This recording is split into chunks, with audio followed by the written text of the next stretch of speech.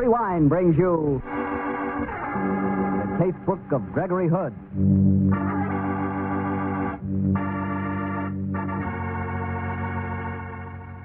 Tonight, the Petrie family, the family that took time to bring you good wine, invite you to listen to the adventure of the Beeswax Candle, another exciting story from the Casebook of Gregory Hood.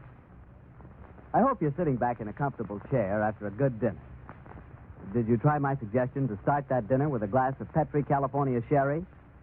Petrie sherry is the best beginning a good meal ever had.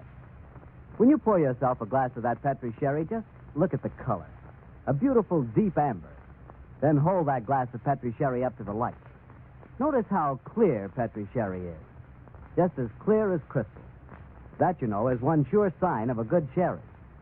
But only when you put that glass to your lips do you really know how good Petrie sherry is. It has a flavor that comes right from the heart of luscious, sun-ripened grapes. Oh, and say, if you like your sherry dry, you know, not sweet, Petrie makes a fine dry sherry. It's called Petrie Pale Dry. If you don't know which you prefer, the regular or the dry, why not try both? Don't buy one, buy two. But just be sure you always buy Petrie.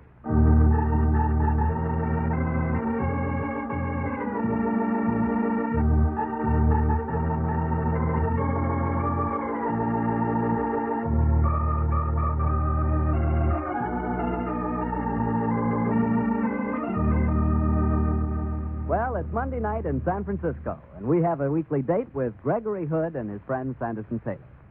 Tonight's rendezvous is at one of this city's favorite and most colorful meeting places, the top of the Mark Hopkins Hotel. Let's join them there, shall we? Harry Bartell, how are you? Evening, Mr. Taylor. Hello, Gregory. Hello, Harry. Come and sit down. We were just discussing a story. It's really Sandy's story, so I let him set the stage for us. Go ahead, Sandy. Well, Harry, though it's an adventure that happened last January, it's as vivid in my memory as if it had taken place yesterday. It all began one evening when Mary and I were driving home from a party in the Berkeley Hills. Mary, for your edification, Harry, being what Earl Wilson would refer to as Sandy's B.W. B.W.? Beautiful wife. I get it. Go on, Sandy. We were driving the Packard convertible, but even with fog lights, we could barely see the white line in the middle of the road. Everything was a grayish blanket. And though it was only a couple of miles from the party to our home, we managed, among the twistings of all those unaccountable streets in the hills, to get completely and utterly lost. I didn't dare drive beyond the pace of a somewhat depressed and anemic snail, and as we crawled along, I prayed that the white line would lead us somewhere familiar. Sandy, this fog's rather exciting, isn't it? It doesn't make driving exciting, Mary. I can hardly see the white line.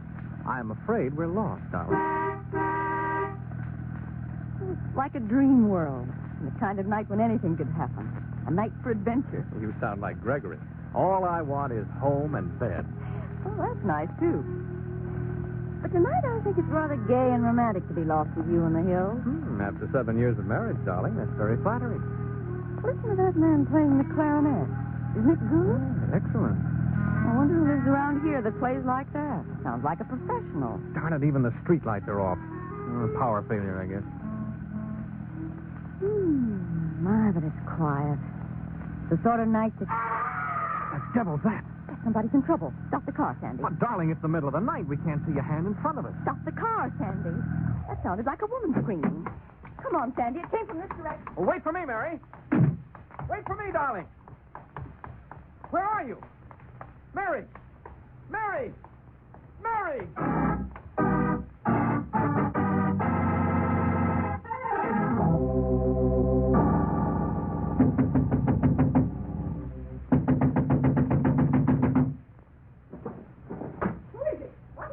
I've lost my wife in this fog. I thought she might have come here. She ain't come here. I'm not surprised you lost her. Why don't you keep decent hours and let Christian both sleep?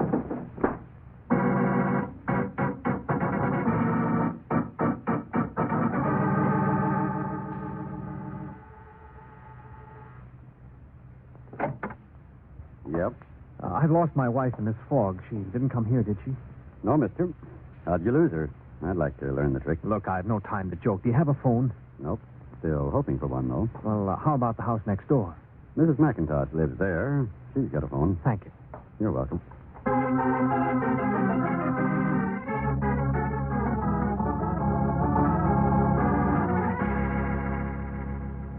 Why, you poor man. Of course you can use my telephone. It's over there. Oh, thank you so much, Mrs. McIntosh. This is no night for a young girl to be running around by herself. You had a quarrel, of course. No, we didn't, Mrs. McIntosh. Oh, of course you did. I know how these things happen. When I was a young thing, I used to be mighty headstrong myself. Oh, but I assure you... police headquarters, please. Mrs. McIntosh, we heard a scream as we were crawling along. I stopped the car and... Police headquarters, Lieutenant King speaking. Oh, this is Sanderson Taylor. I'm up in the Berkeley Hills, and my wife just jumped out of my car and disappeared in this fog. What happened, Mr. Taylor? Did you have a spat? No, we didn't, Lieutenant. As we were driving along, we heard a scream. I stopped the car, my wife jumped out, and just disappeared. Okay, I'll be over in a patrol car. Oh, where are you? Just a moment. What's the address here, please? 114 Ogden Drive. 114 Ogden Drive. I'll make it as fast as I can in this fog. I'll be waiting for you. And now I'll make you a nice, strong cup of tea. And then you can tell me what you quarreled about.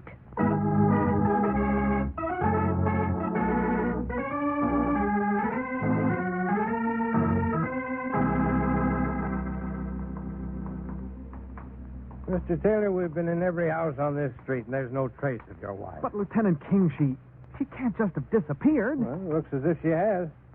You're sure you didn't have a row with her and she hopped out on you? How many times do I have to tell you that we didn't have a row? Okay. Look, Mr. Taylor, it's nearly 4 in the morning. I suggest you drive to your home. The fog's lifting a little now. Oh, but Lieutenant... If your wife does get near a phone, she'll be bound to call you or Yes, but us. if we... Now, just take it easy, Mr. Taylor. I'll bet she'll turn up before morning.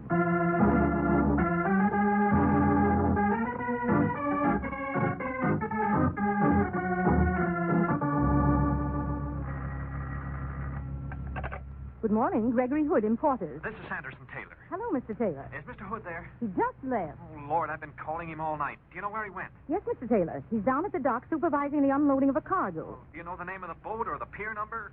I don't know the name of the boat, but I think he said pier number 16. Pier 16. Okay, if he should call you, tell him I'm driving over there right away.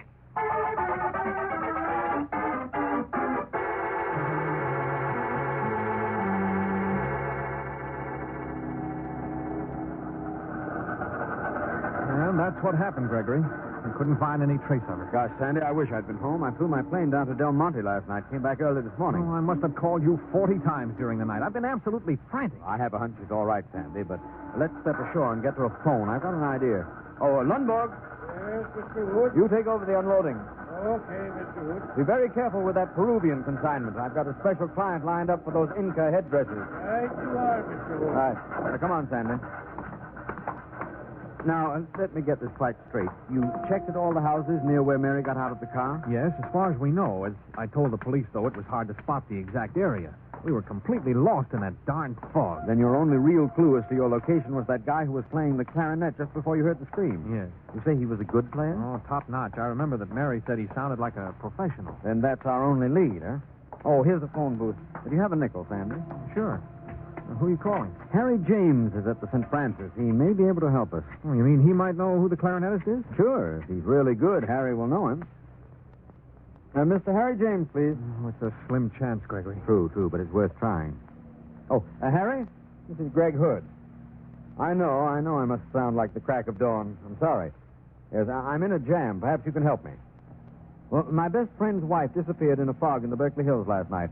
The last time she was seen, somebody was playing a mighty sweet clarinet quite nearby. I thought you might know if there are any really good clarinet players living in Berkeley. You do? Yes, I will. Name of Bill Cooper, huh?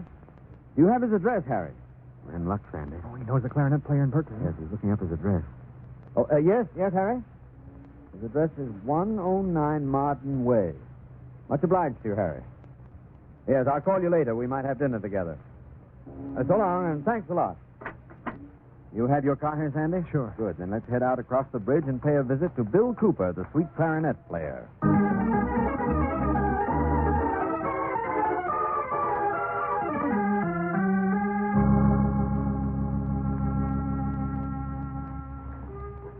Oh, this is his house, all right.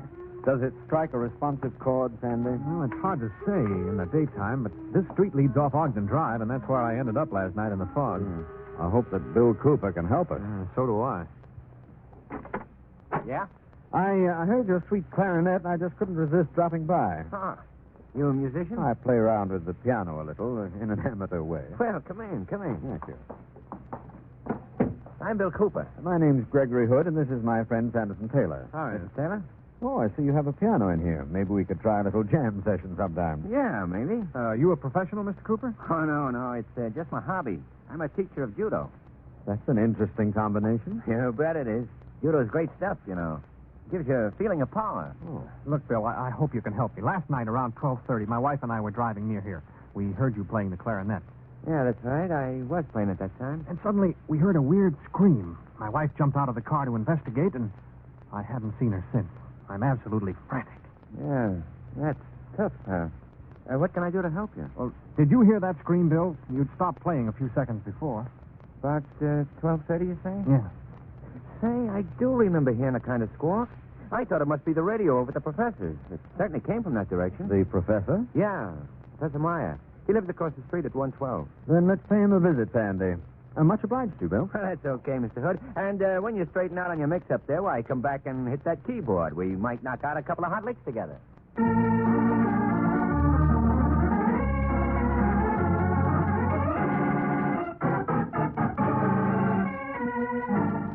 Mr. Gregory Hood, so I am glad that at last you have come to investigate the house next door. And why should I investigate it, Professor Meyer? It's a house of mystery. Strange things happen there. Things I do not understand. Lights and noises. And last night, when I am in bed, I think I hear a scream. You don't mean the house across the street, do you, Professor, where Bill Cooper, the clarinet player, lives? No. I mean the house next to me. It's supposed to be empty. An empty house in this day and age? That's a phenomenon. I understand in some way it is tied up in a estate settlement, Mr. Hood. It cannot be sold until the ownership is decided. Professor Meyer, why do you say the house is supposed to be empty? No one lives there, Mr. Hood, but many times I have seen lights and movement there. I do not like it. And one night I think I hear... No, it is impossible. We'll check with you later, Professor. Come on, Sandy. Right now we'll take a look at an empty house that screams.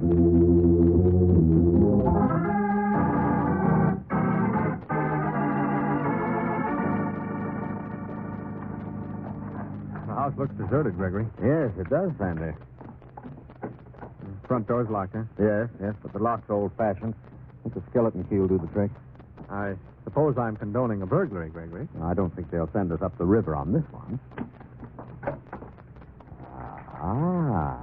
Open sesame. Come on, Sandy.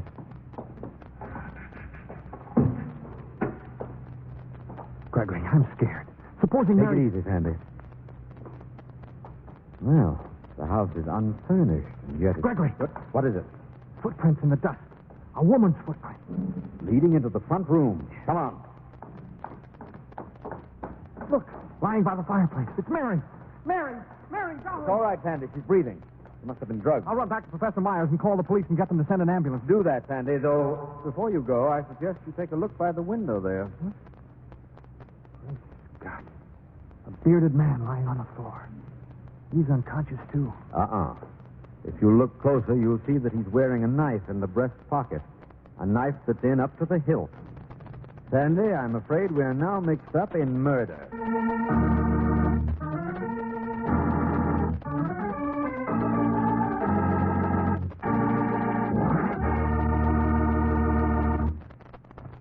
You'll hear the rest of tonight's story from the casebook of Gregory Hood and Good Dinner tell you how to make a good dinner really great. Just serve that good dinner with a good Petri dinner wine. If you're having hamburger steak, chops, stew, in fact, any meat or meat dish, by all means serve it with Petri California Burgundy.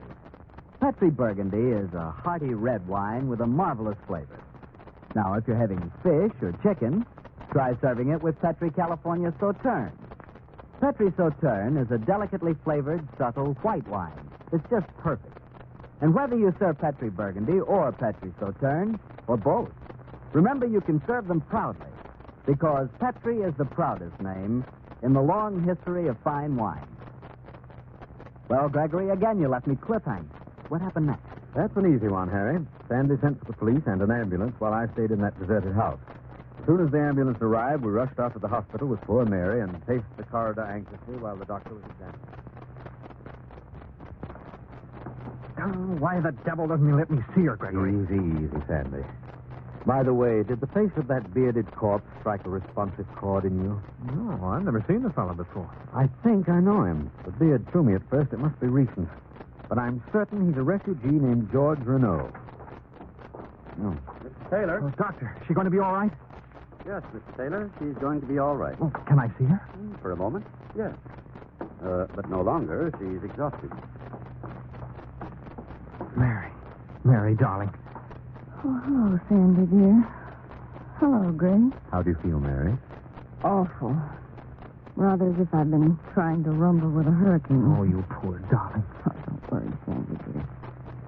I'm really quite all right. The doctor says I'm suffering from shock, that's all. What happened, Mary? Last night, I mean.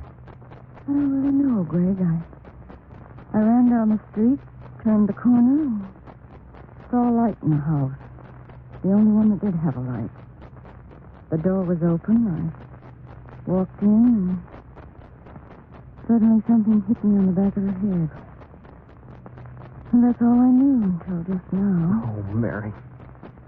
Except that squadrons and squadrons of twin-motored butterflies have been buzzing through my brain. Squadrons of them. She's asleep, Gregory. Thank the Lord she's safe. Yes, we'll come back later. Mr. Taylor. Oh, hello, Lieutenant King. This is Gregory Hood. Oh, how do you do, Lieutenant? The doctor tells me your wife will have to stay in the hospital a couple of days. I guess so. I wish I could take her home right now. Well, I'm not at all sure you'll be able to do that when she's well, Mr. Taylor. Oh, what are you driving at, Lieutenant? I may have to book her on suspicion of murder, Mr. Hood. Suspicion? Oh, Lieutenant, are you crazy? No, but your wife may be. We found her fingerprints on the dagger that was sticking in the dead man's chest. But the blow on her head, Lieutenant. She was knocked cold by a blow on the back of the head. That's her story, Mr. Hood. But I just talked to the doctor. He tells me there's absolutely no evidence of her having had a blow on the head at all.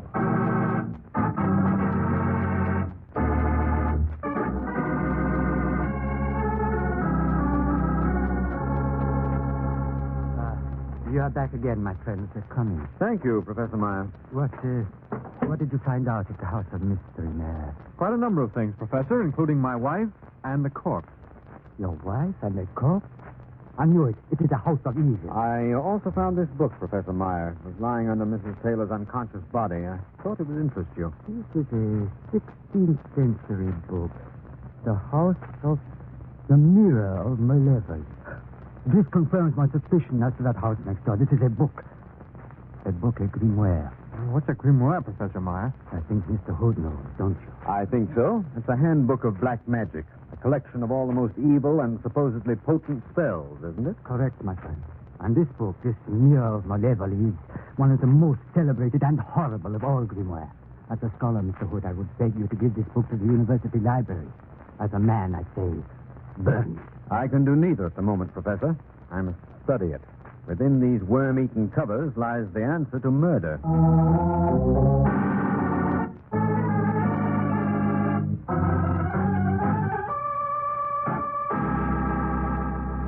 Driving me crazy sitting around the house without Mary being. I know. Did you call the hospital, Sandy? Yeah, she's fine, but Lieutenant King's still in residence there. We've got to do something, Gregory. I'm doing my best. While you were driving the children over to your aunt's, I devoured the Mirror of Malevolence from cover to cover. And?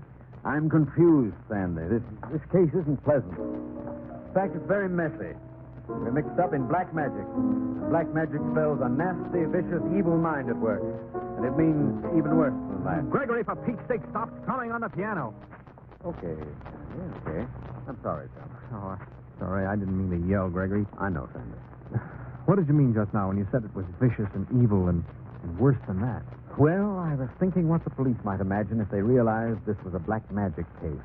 If that scream you heard last night was not a death scream, but some part of the filthy ritual. Supposing Mary wandered in and something happened.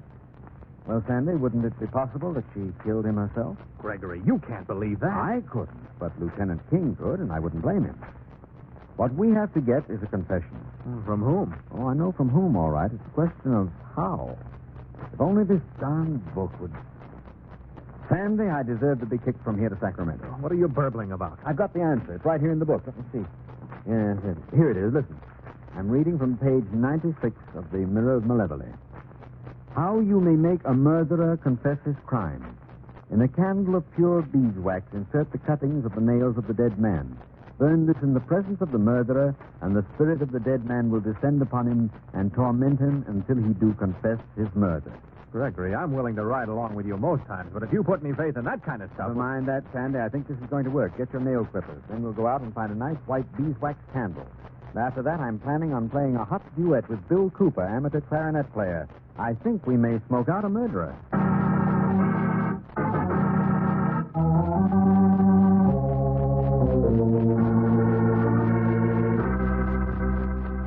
Well, I'm flattered you came back, Mr. Hood. What do you want to play? Well, let's ad-lib, Bill. We might start from here. It's a little number I whipped up a few weeks ago. All right. You all set, Sandy? Yes, Gregory, I'm all set. Okay, Bill, let's see where you can go on from here. Right.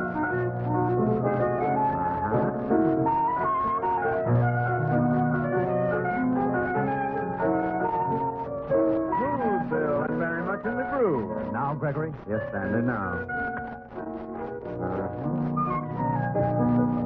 Hey, what's burning?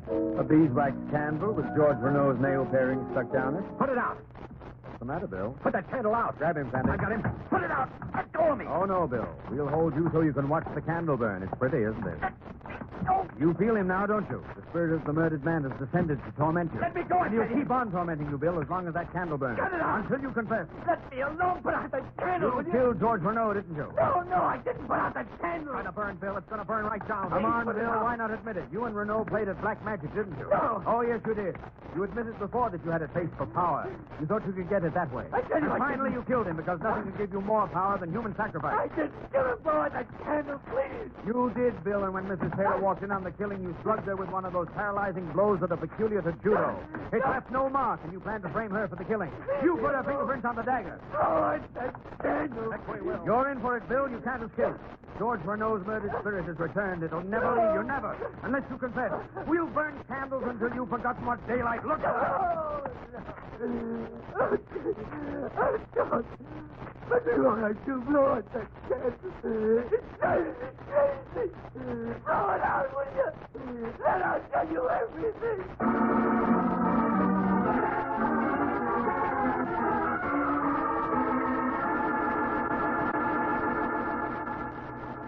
Mary, darling, how you feeling? Still a little woozy, Sandy, dear, but fine. And Gregory? Yes, sir? You were wonderful. Lieutenant King tells me that you saved me from a possible murder charge. I think you understand how it was. Why should she, Lieutenant? Personally, I think you have a horrid mind. I'm just a guy who works on facts, Mr. Taylor. Mr. Hood got a nice, clear confession out of Cooper. He keeps saying the dead man tormented him. How'd you do it, Mr. Hood? By using a 400-year-old book. But, Gregory, you didn't really believe in that stuff. Of course not. It's pagan and horrible, but Bill Cooper believed in it. The only way magic ever appears to work is when the victim knows about it and believes it. But what made you think it was Cooper in the first place, Mr. Hood? For one thing, the fact that he'd been an instructor in judo. That would account for his being able to stun Mary without leaving any physical trace. But the real clincher was the scream last night. I don't get you, Gregory. Cooper said he thought it was the professor's radio. But there was a power failure in this area at the time. You told me, Sandy, that all the lights were off. That's right, they were. Sure. If Cooper had been in his own house, he'd have been sitting in the dark, and he'd have known darn well that his neighbor's radio wasn't working. He lied flatly, and why should an innocent man do so? Because he was in the deserted house, lit only by candles, and improvising on the clarinet. He didn't know about the power failure. But that didn't make a court case, and I had to scare him into a confession. Gregory, dear, you're a very remarkable man. Thank you, Mary. You're a very remarkable girl. I thank you for saving me from a gas chamber. Oh, think nothing of it, Mary. But I do. And I make you a promise. What is it, Mary? Whenever we have you to dinner from now on, I'll set the table with beeswax candles. Charming. Candles without fingernails. And for the main course, Gregory, we'll have twin-motored butterflies.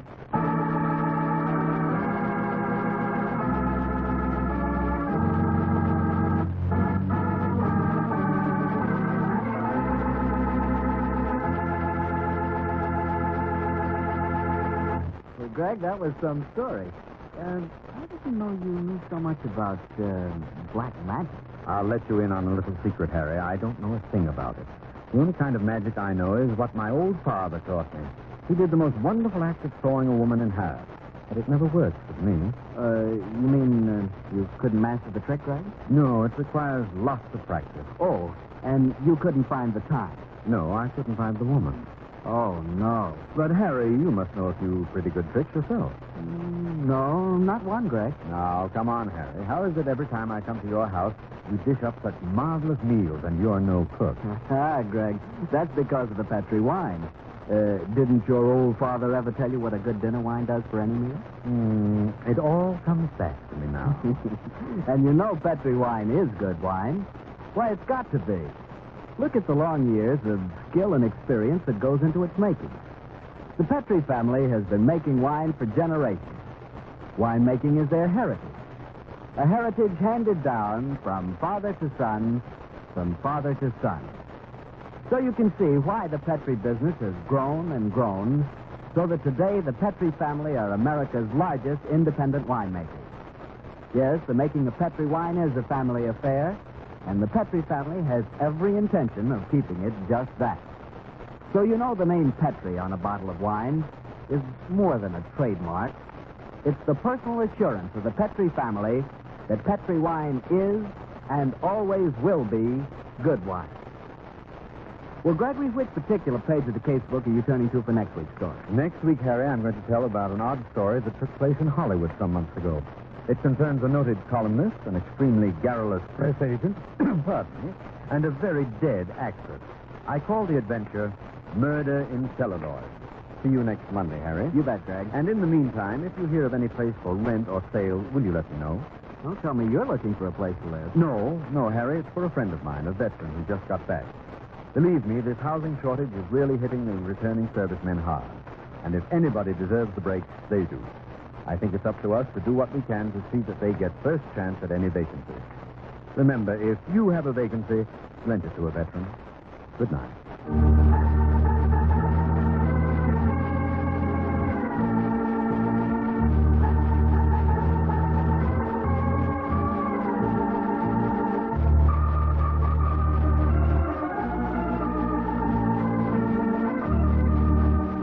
The Casebook of Gregory Hood is written by Dennis Green and Anthony Boucher.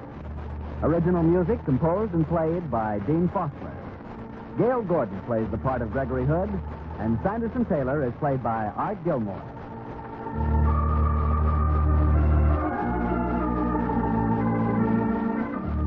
The Petri Wine Company of San Francisco, California, invites you to tune in again next week, same time, same station.